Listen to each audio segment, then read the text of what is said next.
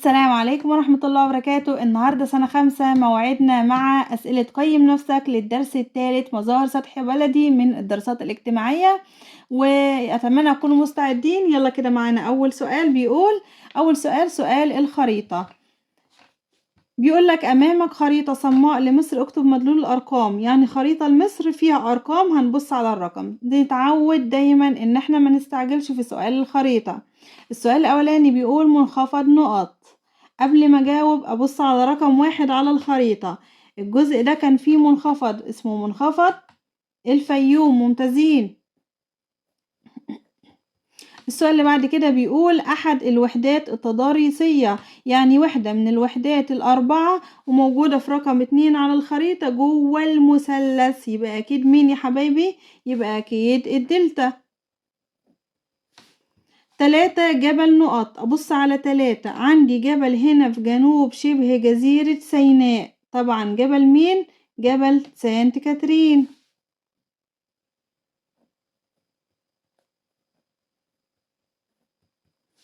4 هضبة نقط. عندي رقم 4 هنا في الجزء اللي فوق من الصحراء الغربية. عندي هضبة مرمريكا.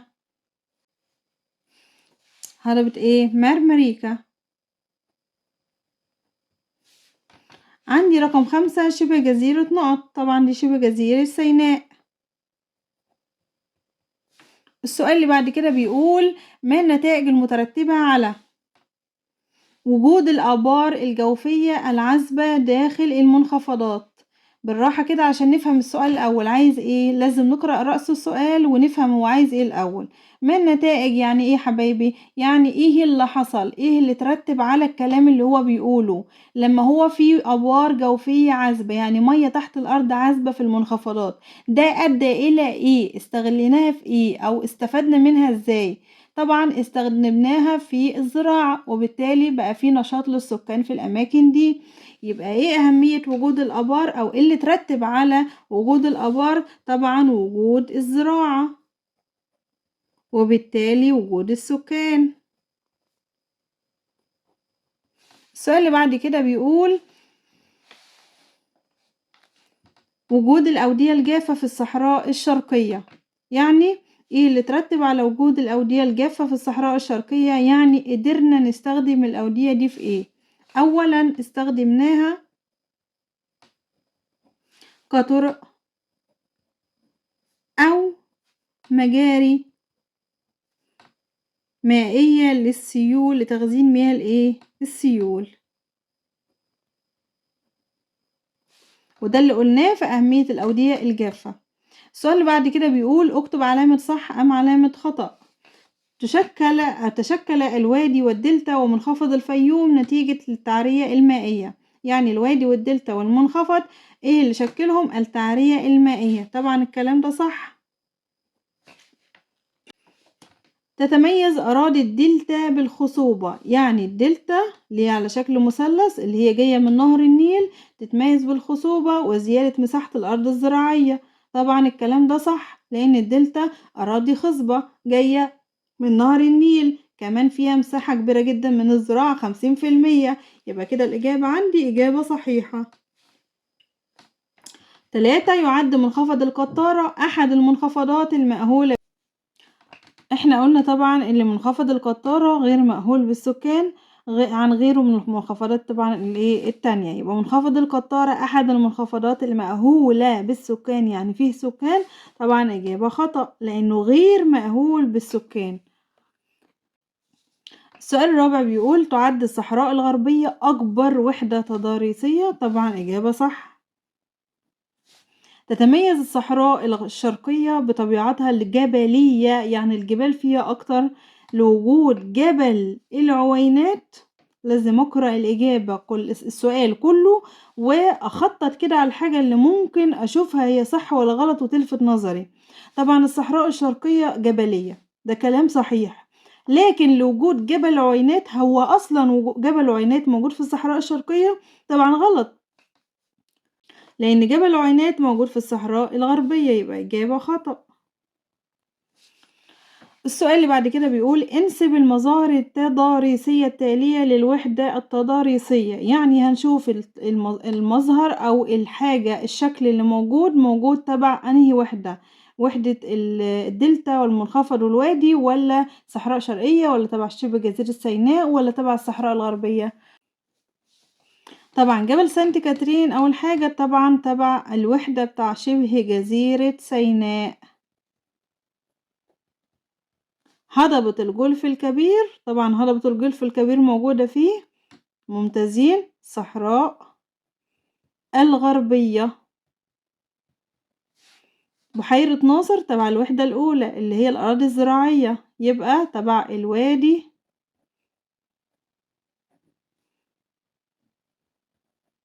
والدلتا. هضبة التيه موجودة طبعا تبع ايه؟ تبع شبه جزيرة سيناء. السؤال اللي بعد كده بيقول وادي العلاقي تبع أي وحدة؟ طبعا وادي العلاقي في الصحراء الشرقية.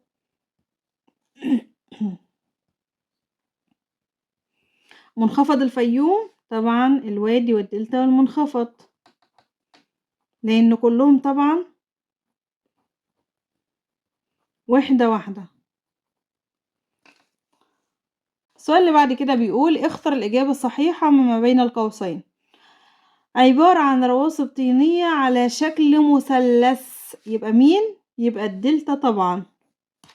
تقع نقط في شمال غرب الصحراء الغربية. شمال يعني فوق، في الجزء الغربي من الصحراء الغربية. هضبة مرمريكا، ولا هضبة الجولف الكبير، ولا هضبة التيه، ولا هضبة العبابدة؟ طبعا هضبة مرمريكا، لأن هضبة الجولف الكبير موجودة في الصحراء الغربية في الجنوب. هضبة التيه موجودة في شبه جزيرة سيناء في الوسط. هضبة العبابدة موجودة في الصحراء الشرقية في الجنوب. يبقى طبعا هضبة مرمريكا. من جبال الصحراء الشرقية، يعني جبل موجود في الصحراء الشرقية، جبل العوينات، ولا جبل شايب البنات، ولا جبل سانت كاترين، ولا جبل موسى؟ طبعا جبل العوينات في الصحراء الغربية. طبعا جبل شايب البنات. أما جبل سانت كاترين وجبل موسى تبع شبه جزيرة سيناء. السؤال اللي بعد كده بيقول من جبال شبه جزيرة سيناء، لسه قايلين الجبال اللي موجودة في شبه جزيرة سيناء، منها جبل الشايب طبعا ده موجود في الصحراء الشرقية. جبل علبة موجود في الصحراء الشرقية. جبل عوينات موجود في الصحراء الغربية، يبقى جبل سانت كاترين.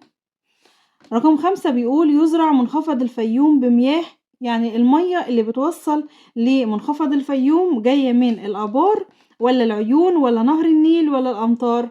طبعا جاية من نهر النيل عن طريق ترعة بحر يوسف. السؤال اللي بعد كده بيقول اذكر السبب. تركز السكان في بعض المنخفضات مثل منخفض سيوة والبحرية. يعني ايه الحاجة اللي موجودة في المنخفضات سيوة والبحرية يخلوا السكان يتركزوا في المكان ده؟ طبعا لوجود مياه الآبار والعيون، وبالتالي وجود الزراعة. يبقى لوجود الآبار والعيون، وبالتالي وجود الزراعة. طيب السؤال اللي بعد كده بيقول تربة الوادي والدلتا والمنخفض تربة خصبة. يعني ليه تربة الوادي والدلتا والمنخفض تربة خصبة؟ طبعا لأنها تروى بمياه نهر النيل. لأنها تروى بمياه نهر النيل. السؤال اللي بعد كده بيقول يتميز منخفض الفيوم بأراضيه الخصبة رغم أنه يقع في الصحراء الغربية. طبعا السؤال ده كرر كتير جدا، فالمفروض نكون فهمناه وحفظناه. منخفض الفيوم أرضه خصبة رغم أنه بيقع في الصحراء الغربية، طبعا لأنه يتصل عن طريق بنهر النيل عن طريق طلعة بحر يوسف. يبقى لأنه يتصل بنهر النيل عن طريق ترعة بحر يوسف. السؤال اللي بعد كده بيقول تعد الصحراء الغربية أكبر الوحدات التضاريسية في مصر. يعني الصحراء الغربية مساحة كبيرة جدا، عشان كده هي أكبر وحدة تضاريسية. ده طبعا لأنها بتشكل كام في المية من مساحة الصحاري؟ تلتين من مساحة صحاري مصر. يبقى لأنها تشكل تلتين مساحة مصر. السؤال بعد كده بيقول أهمية المياه الجوفية العذبة. طبعا المياه الجوفية بنستخدمها في الزراعة، يبقى هنقول تستخدم في الزراعة.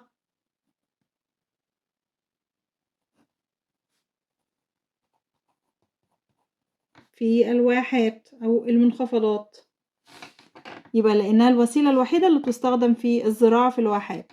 السؤال اللي بعد كده بيقول اكتب ما تشير إليه العبارات الآتية. تبدو على شكل مثلث. من غير ما تكمل يبقى أكيد مين اللي على شكل مثلث؟ الدلتا. تعتبر أكبر وحدة. من غير ما أكمل يبقى أكيد مين؟ الصحراء الغربية. توجد في الصحراء الغربية يكثر بها السكان لانتشار الزراعة والتعدين. ايه المكان اللي موجود في الصحراء الغربية فيه سكان وفيه زراعة وفيه تعدين؟ طبعا المنخفضات أو الواحات. من الأودية الجافة في شبه جزيرة سيناء ويصب في البحر المتوسط، يبقى أكيد مين؟ عندي وادي العريش. مجاري مائية كانت تملأها المياه قديما ثم جفت. ده تعريف الأودية الجافة. ممتازين.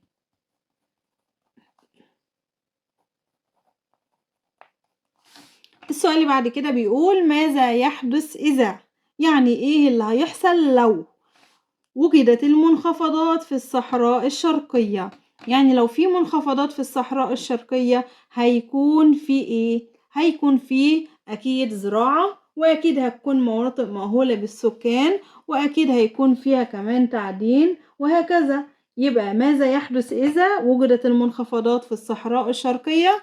هتكون هذه الأماكن مليئة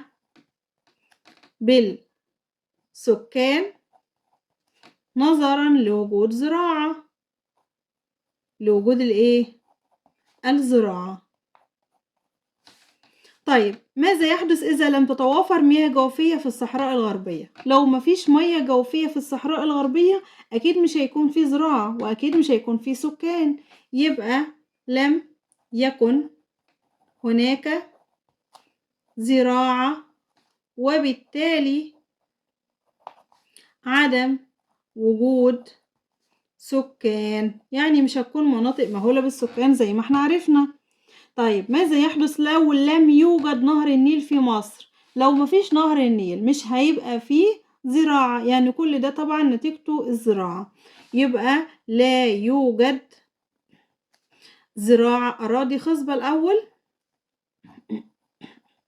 صالحة للزراعة. السؤال اللي بعد كده بيقول قارن بين، سؤال مقارنة ما بين الصحراء الغربية والصحراء الشرقية وشبه جزيرة سيناء. كلهم طبعا صحراء، لكن في كل واحدة بتتميز بحاجة غير التانية. احنا هنتكلم أول حاجة عن الجبال. هو عايز أحد الجبال، يعني جبل واحد موجود في الصحراء الغربية. عندي طبعا جبل العوينات. طب ايه الجبل اللي موجود في الصحراء الشرقية؟ عندي جبل شايب البنات، وده أعلى جبل موجود هناك. عندي في شبه جزيرة سيناء جبل سانت كاترين وجبل موسى. احنا هنكتب جبل واحد. أما الهضاب، عندي هضبة في الصحراء الغربية هضبة الجلف الكبير، وعندي في الصحراء الشرقية هضبة العبابدة والمعازة. نختار العبابدة مثلا. وعندي في شبه جزيرة سيناء هضبة التيه. ممتازين. أما بالنسبة لعوامل تشكيلها فإيه العوامل اللي شكلت الصحراء الغربية؟ عندي قلنا تعرية هوائية وتعرية مائية، تعرية هوائية وتعرية مائية. خلينا في التعرية الهوائية. أما الصحراء الشرقية الجبال اللي فيها نشأت نتيجة، أو الأشكال اللي فيها نتيجة حركات انكسارية زي ما قلنا. تعرية هوائية. كده أسئلة الكتاب المدرسي حبايبي. السؤال الأول بيقول أنسب مظاهر السطح التالية للوحدة التضاريسية التي تنتمي إليها. يعني كل مظهر من المظاهر اللي موجودة هنحطه تبع الوحدة بتاعته. طبعا بحيرة ناصر الوحدة الأولى اللي هي الوادي والدلتا. أما منخفض الفيوم نفس الكلام، تبع المنخفض طبعا الوحدة الأولى اللي هي الوادي والدلتا والمنخفض اللي هي الوحدة الأولى. هضبة التيه طبعا الوحدة الأخيرة اللي هي شبه جزيرة سيناء. وادي العلائي طبعا الصحراء الشرقية. أما جبل سانت كاترين فده طبعا شبه جزيرة سيناء. السؤال اللي بعد كده بيقول كيف غيرت قناة السويس المظهر التضاريسي لمنطقة القناة؟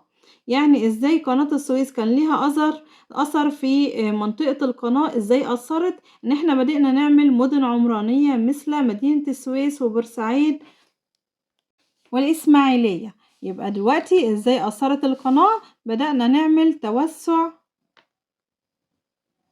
عمراني مثل منطقة أو مدينة السويس والإسماعيلية وبورسعيد. السؤال اللي بعد كده بيقول كيف يبلغ عدد الدول اللي بيجري فيها نهر النيل؟ طبعا احنا قلنا 11 أو 11 دولة. ماذا يحدث إذا لم تكن هناك بحيرة فيكتوريا والبحيرات المجاورة؟ البحيرات اللي موجودة اللي طالع منها نهر النيل لو مش موجودة يبقى لم ينبع نهر النيل أو لم يوجد نهر النيل، لأن دول منابع نهر النيل أصلا. طيب لو قالك حدد أحد الأنشطة الاقتصادية اللي بتتأثر بمظاهر السطح، يعني إيه النشاط اللي ممكن يتأثر بمظاهر السطح ويكون موجود ولا لأ على حسب مظاهر السطح؟ طبعا الزراعة مثلا بتتأثر بمظاهر السطح. اذكر أهمية التقدم التكنولوجي في التغلب على مظاهر السطح. يعني احنا بنستخدم ايه في التكنولوجيا يخلينا نتغلب على المظاهر السطح ونقدر ان احنا نتعايش معاها. يعني ايه أهمية التقدم التكنولوجي في التغلب على مظاهر السطح؟ على سبيل المثال مثلا احنا في الأودية الجافة قدرنا بالتكنولوجيا ان احنا نمهد الطرق الموجودة في الأماكن دي، نعمل لها طرق أو نستغلها في وجود شبكة للطرق بدل ما هي موجودة كده كأودية جافة ملهاش أي لازمة. يبقى احنا قدرنا على سبيل المثال استغلال الأودية الجافة كطرق للمواصلات، وبالتالي ده استخدام للتكنولوجيا أو وجود التكنولوجيا في هذا المجال. وبكده يا حبايبي نكون انتهينا من حل أسئلة قيم نفسك على الدرس الثالث مظاهر سطح بلدي، ويا رب نكون استفدتوا ونكون قدرنا نوصل لكم المعلومة بطريقة سهلة. ولو استفدتوا وحسيتوا ان الموضوع بسيط وسهل فأرجو ان انتوا تشيروا الفيديو لزمايلكم علشان وتشتركوا في القناة علشان تستفيدوا بشكل اكتر وزمايلكم هم كمان يستفيدوا. والسلام عليكم ورحمة الله وبركاته.